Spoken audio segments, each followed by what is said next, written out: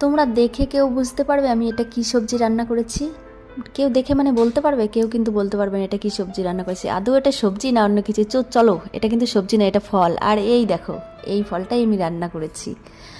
তো চলো তোমাদেরকে দেখাচ্ছি। আর এই যে দেখো ফলটার, আর এটা কী ফল বলো তো? যে বলতে পারবে সে কমেন্ট করো কিন্তু। আর এই দেখো আমি ছোকলাগুলো ভালো করে ছাড়িয়ে নিয়েছি। আর এই ফল না সবজি বলবো, যাই হোক, এটা রান্না করার জন্য মানে যা যা দরকার তোমাদেরকে আমি দেখিয়ে দিচ্ছি। আর যারা মাছ খাও তারা মাছ দিয়ে রান্না করতে পারো, চিংড়ি মাছ কিংবা ইলিশ মাছের মাথা দিয়ে।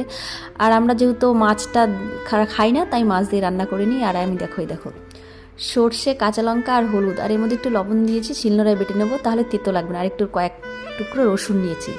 তারপরে ব্যাস, এই দেখো আমার রান্না হয়ে গেছে। দেখতে কত সুন্দর লাগছে না? তো তোমরাও কিন্তু একবার ট্রাই করে দেখতে পারো।